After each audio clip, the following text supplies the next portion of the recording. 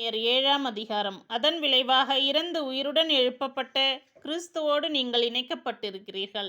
இவ்வாறு நீங்கள் கடவுளுக்கு ஏற்ற பயன் அளிக்க முடியும்.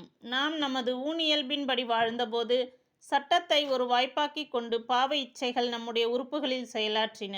அதனால் விளைந்த பயன் சாவு. ஆனால் இப்பொழுது நம்மை ஒடுக்கி வைத்திருந்த சட்டத்தை பொறுத்தமட்டில் நாம் இறந்து விட்டதால் அச்சட்டத்தினின்று விடுதலை பெற்றோம். ஆகையால் எழுதப்பட்ட சட்டத்திற்குரிய பழைய நெறியில் நாம் ஊழியம் செய்வதை விட்டு தூய ஆவி அருளும் புதிய நெறியில் ஊழியம் செய்ய முடிகிறது. திருச்சட்டமும் பாவமும். அப்படியானால் என்ன சொல்வோம்? திருச்சட்டமும் பாவமும் ஒன்றுதானா? ஒருபோதும் இல்லை.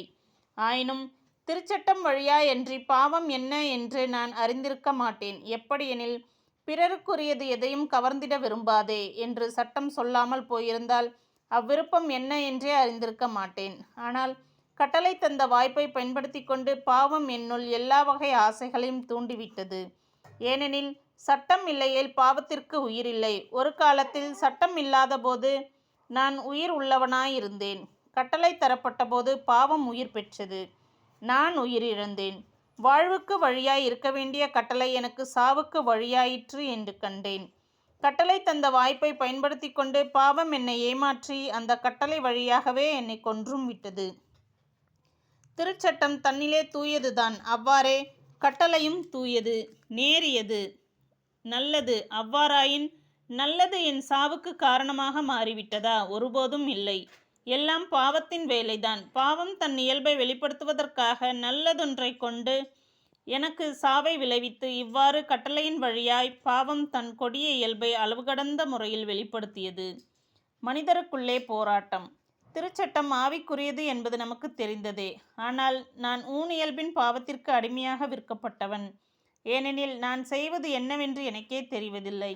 எதை செய்ய விரும்புகிறேனோ அதை நான் செய்வதில்லை. எதை வெறுக்கிறேனோ அதையே செய்கிறேன். நான் விரும்பாததை செய்கிறேன் எனில் சட்டம் நல்லது என நான் ஏற்றுக்கொள்கிறேன் என்றாகிறது. ஆனால் அவ்வாறு செய்வது என்னுள் குடிகொண்டிருக்கும் பாவமே, நான் அல்ல.